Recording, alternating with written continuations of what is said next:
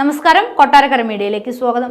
തനിക്കെതിരെ വ്യക്തിയധിക്ഷേപ പ്രസംഗം നടത്തിയ CPM MLA MM മണിക്കെതിരെ Idukki UDF സ്ഥാനാർത്ഥി ഡീൻ കുര്യക്കോസ്. MM മണി നടത്തിയത് തെറിയഭിഷേകമാണെന്നും അതൊന്നും നാടൻ പ്രയോഗമായി കണക്കാക്കാൻ കഴിയില്ലെന്നും ഡീൻ കുര്യക്കോസ് പ്രതികരിച്ചു. നേരത്തെയും തനിക്കെതിരെ ഇത്തരത്തിൽ പദപ്രയോഗങ്ങൾ നടത്തിയിട്ടുണ്ട്. ഇങ്ങനെ പദപ്രയോഗം നടത്താൻ ലൈസൻസ് കിട്ടിയിട്ടുണ്ട് എന്ന തെറ്റിദ്ധാരണയിലാണ് MM മണി.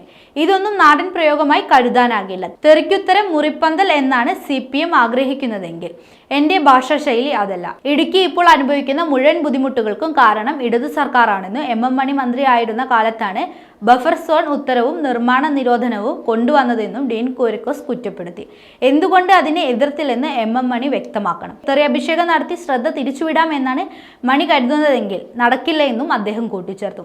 UDF സ്ഥാനാർത്ഥി ഡീൻ കുര്യക്കോസിനെയും PJ കുര്യനെയും വ്യക്തിപരമായി അധിക്ഷേപിക്കുന്ന പ്രസംഗമാണ് MM മണി നടത്തിയത്. ഡീൻ കുര്യക്കോസ് ഷണ്ടനാണെന്നും ചത്തതിനുമൊക്കെ ജീവിച്ചിരിക്കുന്നു എന്ന നിലയിലാണെന്നും പൗഡറും പൂശി ഫോട്ടോ എടുത്ത് നാട്ടുകാരെ ഇപ്പോൾ ഒലത്താം എന്നും പറഞ്ഞ് വീണ്ടും ഇറങ്ങിയിട്ടുണ്ടെന്നുമായിരുന്നു ഇടുക്കി തൂക്കുപാലത്ത് നടത്തിയ പാർട്ടി പരിപാടിയിലെ പ്രസംഗം. ഷണ്ടന്മാരെ ജയിപ്പിച്ചു കഴിഞ്ഞാൽ അനുഭവിക്കും. കെട്ടിവെച്ച കാശ് പോലും ഡീനിന് കൊടുക്കരുത്. ഡീനിന് മുമ്പുണ്ടായിരുന്ന PJ കുര്യൻ പെണ്ണ് പിടിയനാണ്. വിദേശികളെ ചുമക്കുകയാണ് ഇടുക്കിക്കാരുടെ പണി. ആകെ സ്വദേശിയുള്ളത് ഇപ്പോൾ ജോയ്സ് മാത്രമാണെന്ന് MM മണി അധിക്ഷേപിച്ചു.